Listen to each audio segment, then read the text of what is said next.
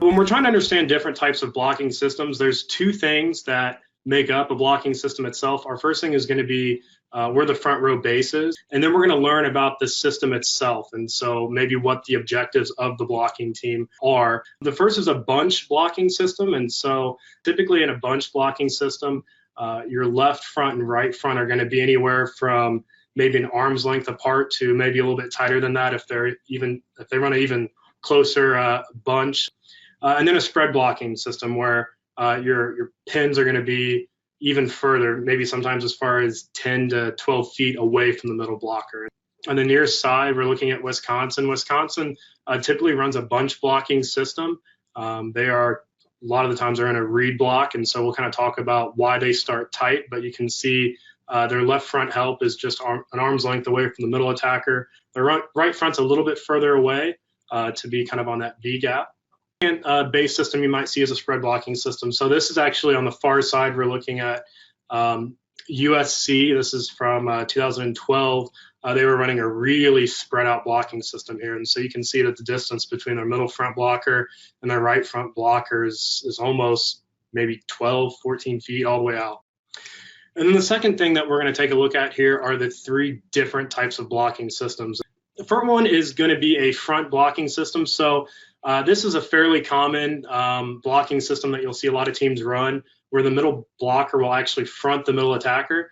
Wherever that middle attacker goes, the middle blocker is going to mirror in a front blocking system. So here we have an example of a front blocking system. And so we're looking at the team in the red on the near side.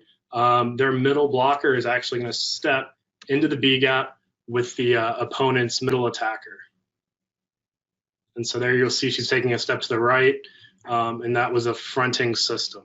In a reblocking system, blockers are not going to make a move until after they can make a read on the set. Here we have an example of a reblocking system, and so on the far side we have Minnesota. On the near side is going to be Penn State, and so we're going to watch the Minnesota middle front blockers and see that they're going to stay stopped on setter contact and then make a read after the ball has been set. So there you see the middle loading and then making a move. The third system that we'll take a look at will be a commit blocking system. In this system, a middle blocker is going to commit to a specific player. An example of a commit blocking system here. And so we're going to watch Purdue on the far side run a commit block. And so here you're going to see the middle's leaving with the slide hitter. So Purdue's chosen to defend the outside one-on-one.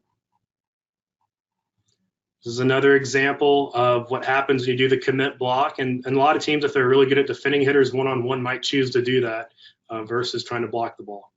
So commit blocking system is a situation where teams may do it to take away a strong hitter on the other side of the net, or they may do it because they defend a particular set better with one blocker.